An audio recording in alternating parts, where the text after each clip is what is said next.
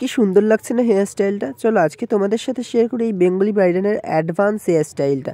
Welcome to my page Moyarana makeover. আজকে তোমাদের সাথে শেয়ার করতে চলেছে এই সুন্দর হেয়ার স্টাইলটা, তো দেখতে থাকো পুরো ভিডিওটা। এখানে দেখো ক্রাউন সেকশন থেকে সুন্দর করে ইয়ার টু ইয়ার পার্টিশন করে নিচ্ছি আর ভালো করে ব্যাক কম্বিং করে নিচ্ছি। দেন তারপরে দেখো এখানে ক্রাউন সেকশন থেকে সুন্দর করে এখানে আমি পাফ করার জন্য এখানে আমি হেয়ারগুলোকে নিচ্ছি। অ্যান্ড ফার্স্টে একটা পাতলা সেকশন নিয়েছিলাম, তারপরে ব্যাক কমিং করেছি নর্মালভাবে, অ্যান্ড তারপরে স্প্রে দিয়ে লক করে নিয়ে তারপরে ধরতে দিয়েছি এখানে ভালো করে। তারপরে কিন্তু আমি এখানে পাতলা পাতলা করে আবারও এখানে সেকশন তুলছিলাম, অ্যান্ড এখানে একদম রুট ব্যাক কমিং করছিলাম, করে নিয়ে কিন্তু এখানে স্প্রে দিয়ে লক করে আবারও কিন্তু হেয়ারগুলো ধরতে দিয়েছিলাম। দেখছো তোমরা ধরে রয়েছে এখানে হেয়ারটা, এরকমভাবে কাউকে একটা বলবে যে ধরতে, আর এইরকমভাবে কিন্তু হেয়ারটা করবে।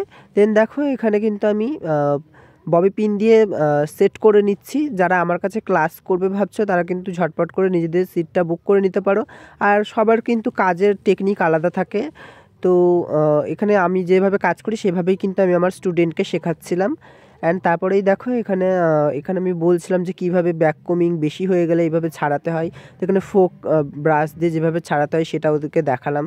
তারপরেই দেখো এখানে সুন্দর করে আমি এখানে পাফটা করে নিচ্ছি, আর ওদেরকে বলছিলাম যদি রিসেপশন হেয়ার হয় তাহলে কিন্তু খুব সুন্দরভাবে ফিনিশিং দিতে হবে এই পাফটা, আর যদি নর্মাল বেঙ্গলি ব্রাইডাল হয় তাহলে এই পাফটা সুন্দরভাবে যাতে স্টে করে সেরকমভাবে করতে হবে। অত বেশি ফিনিশিং না দিলেও চলবে, কারণ মুকুটে ঢাকা পড়ে যাবে, কিন্তু পাফটা যাতে সুন্দর হয়। তো তারপরেই দেখো এখানে আমি পনিটা করে নিচ্ছি। পনি করার জন্য সুন্দর করে দেখো একটা গার্ডার দিয়ে ভালো করে আমি এখানে পনি করে নিচ্ছি।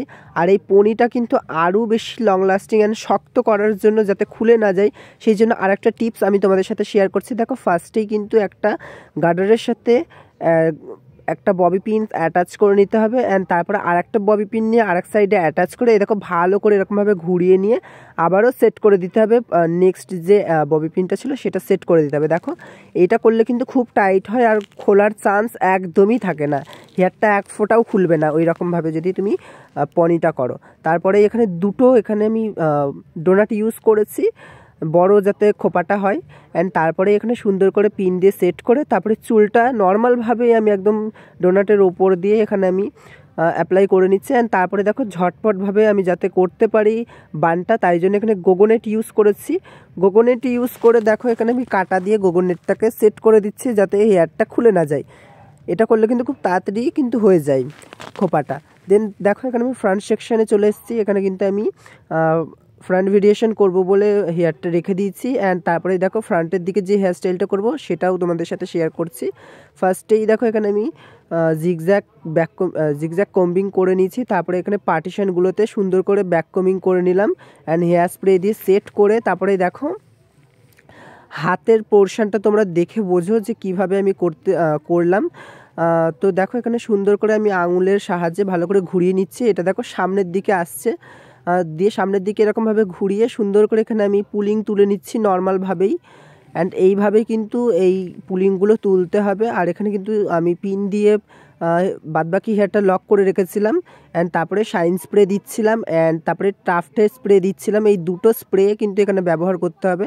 ফার্স্টে শাইন স্প্রেটা দিতে হবে, অ্যান্ড তারপরে টাফটের স্প্রেটা দিয়ে এখানে সুন্দর করে আমি সব কটা অ্যাপ্লাই করে নিচ্ছি, অ্যান্ড পুলিংটাও টেনে নিয়েছি। তারপরে দেখো এখানে কাটা দিয়ে ওটাকে সেট করে দিচ্ছি।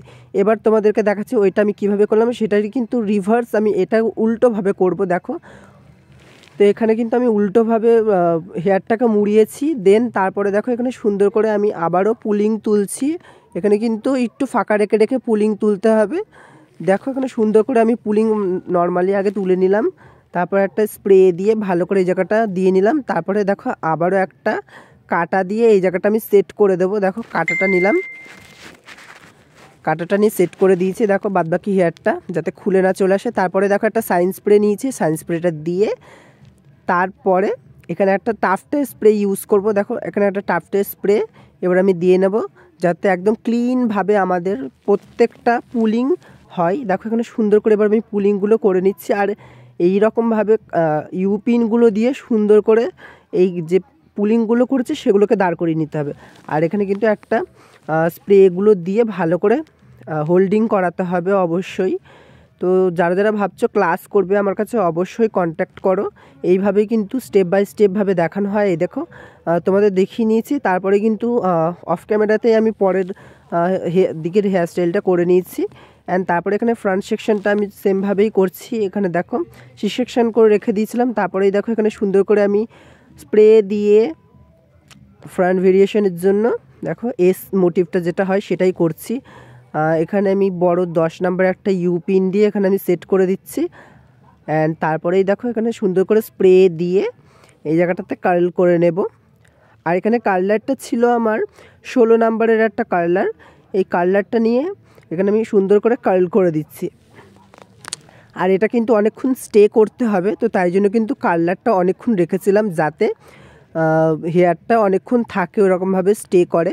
তাই জন্য কিন্তু এখানে কিছুক্ষণ রাখতে হবে কার্লারটা। অ্যান্ড তোমরা হাত দিয়ে একটু চেক করতে পারো হালকা করে, যাতে ছাকা না খাও সেই বুঝেই। তারপরে দেখো এখানে একটা ইনভিজিবল পিন দিয়ে আমি সুন্দর করে অ্যাটাচ করে দিয়েছি। অ্যান্ড দুপাশে সেমভাবেই করেছি। তোমরা জানাও এই সুন্দর হেয়ারস্টাইলটা কেমন হয়েছে। ভালো লাগলে কিন্তু অবশ্যই লাইক অ্যান্ড কমেন্ট করতে ভুলো না। অ্যান্ড যারা ভাবছো ক্লাস করবে আমার কাছে তারাও কিন্তু ঝটপট করে বুকিং করে নাও নিজের সিটটা। আর যারা ভাবছো ব্রাইডাল বুকিং করবে তারাও বুকিং করে নিতে পারো। Thank you for watching. Tata, আবার নেক্সট কোনো ভিডিওতে দেখা হবে।